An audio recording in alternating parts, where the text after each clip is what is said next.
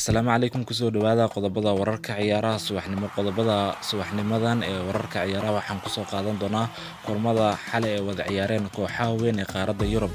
Barcelona ayaa waxay la ciyaartay kooxda Real Madrid, waxay ahayd ciyaar saaxiibtinimo balse u muuqatay kulan El Clasico rasmi ah, waxayna guusha raacday kooxda Barcelona kadib gool meel fog uu ka toogtay saxiixooda cusub ee Rafinha, kaasi oo ka faa'iideystay qalad uu sameeyay daafaca kooxda Real Madrid ee Militao.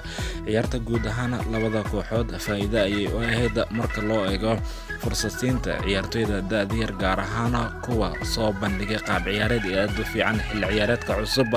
xilli saxiixyadooda cusub labada kooxood bay soo bandhigeen.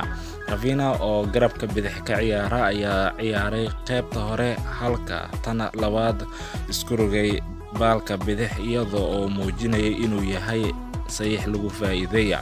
Roberto Lewandowski qaybtii koowaad ayuu ciyaaray, laakiin bahdilaada kuma muuqan, balse taasi micnaheedu ma ahan inuu doonayo inuu la qabsi dheer u baahan yahay. Barca ay ahayd koox ay haysatay inta badan kubadda, inkastoo kooxda Real Madrid mararka qaar ay sigaysay shabaqa. Real Madrid aad uma wacnayn daqiiqadii ciyaarta. Kulanka waxay taween maqnaanshaha Karim Benzema iyo Eden Hazard wax fiican ma qaban, balse xidiga kulanka dhanka Real Madrid waxa ahaa goolhayahooda, kaasi oo badbaadin cajiib ah sameeyay ciyaarta.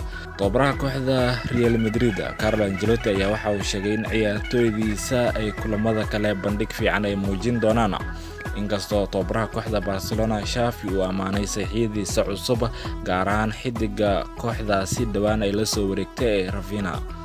sidoo kale kulan saaxiibtinimo waxaa ciyaaray kooxaha Arsenal iyo kooxda Chelsea.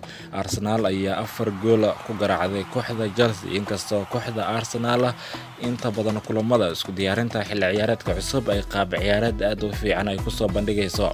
kulamada ayaa waxay ahaayeen kulan ay isku diyaarinayaan xilli ciyaareedka cusub. ciyaartoyda kooxda Chelsea ayaa waxay isku dayeen in ay taabtaan shabaqa kooxda Arsenal, inkastoo ay ku guuldareysteen ciyaartoyda kooxda Chelsea in ay gaaraan shabaqa kooxda Arsenal. Tababaraha kooxda Arsenal Mikel Arteta ayaa si weyn u amaanay xidigaha kooxdiisa, waxaana uu sheegay in kooxda Arsenal sanadkan meel fiican ay ka gaari karto tartanka Champions League, maadaama sanadkan ay ku guuldareystay inay u soo baxaan. waxaana uu sheegay in sanadkan ciyaartoydiisa muhiimada gaar ay siin doonaan sidii kooxda ay ugu soo saari lahaayeen tartanka Champions League. dhanka kale, tababaraha kooxda Chelsea ee Thomas Tuchel waxa uu sheegay in ciyaartoydiisa aysan ka muuqan sanadkan kulamada sida fiican inay isku diyaarinayaan, waxaana uu sheegay in ciyaartoydiisa ay isku diyaarin doonaan si fiican inta aan la gaarin xilli ciyaareedka cusub, maadaama uu sheegay in 2 toddobaad uu kaliya ka harsan yahay horyaalka Ingiriiska Premier League. Thomas Tuchel ayaa waxa uu amaanay ciyaartoydiisa qaar, waxa uu sheegay in ay soo bandhigeen qaab ciyaareed aad u fiican. dhanka kale, kooxda Manchester City ayaa waxay garaacday kooxda Bayern. ciyaaryahanka dhawaan ay la soo wareegeen kooxdaasi ee Erling Haaland ayaa goolka ka dhaliyay kooxda Bayern, waxaana uu muuqdaa in isla markii uu la qabsaday kooxda Manchester City. Manchester City ayaa ciyaartan qaab ciyaareed fiican ay soo bandhigeen, waxaana u sahashay qaab ciyaareedkaasi in ay guul ay ka gaaraan kooxda Bayern Munich. Bayern ayaa dhankeeda isku dayday in ay ka badiso kooxda Manchester City, inkastoo ugu dambeyn guuldaro kala baxday garoonka. ciyaaryahanka dhawaan ay la soo wareegtay kooxda Manchester City Erling Haaland ayaa waxaa ka muuqda dardar aad u fiican, inkastoo ciyaaryahankan markii uu joogay kooxda Borussia Dortmund uu goolal ka dhalin jiray kooxda Bayern aan weligiisa ka badin kooxdaasi, laakiin kulamada isku diyaarinta ee xilli ciyaareedka cusub ayaa si fudud kaga badiyay xidigana. Erling Haaland ayaa ku soo bilaaban doona shaxda Manchester City xilli ciyaareedkan, maadaama kooxda Manchester City ay dhawaan la soo wareegday xidigaasi. Atletico Madrid oo qaaday talaabo ka caawinaysa saxiixa Cristiano Ronaldo kooxda Atletico Madrid ayaa lagu soo waramayaa in ay suuqa dhigtay xidiga kooxdaasi ee Antonio Griezmann si ay ugu dhaqaaqaan xidiga reer Portugal ee Cristiano Ronaldo inta lagu guda jiro suuqa kala iibsiga ciyaartoyda. Cristiano Ronaldo ayaa la xiriirinayaa inuu isaga tagi doono kooxda Manchester United inta lagu guda jiro suuqa kala iibsiga ciyaartoyda.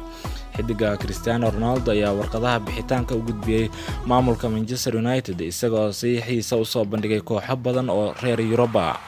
kooxda Atletico Madrid ayaa ah kooxda ugu dambeysa ee loo soo bandhigay saxiixa Cristiano Ronaldo xilli wakiilkiisa la xiriirinayo in uu ka saari doono xidigan United.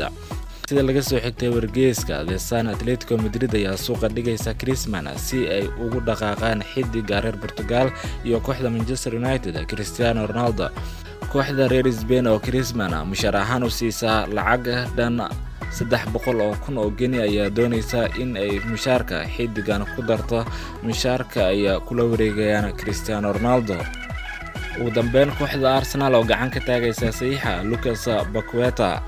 agaasimaha ciyaaraha kooxda Arsenal Edu ayaa shaaca ka qaaday suurtagalnimada inay kula soo saxiixan karaan xidiga isku dalkiin ee Lucas Paqueta oo ka tirsan Lyon inta lagu guda jiro suuqa kala iibsiga ciyaartoyda. Lucas Paqueta ayaa la xiriirinaya Arsenal xagaagan iyadoo ay xiiseynayaan kooxo badan oo aan ahayn Gunners.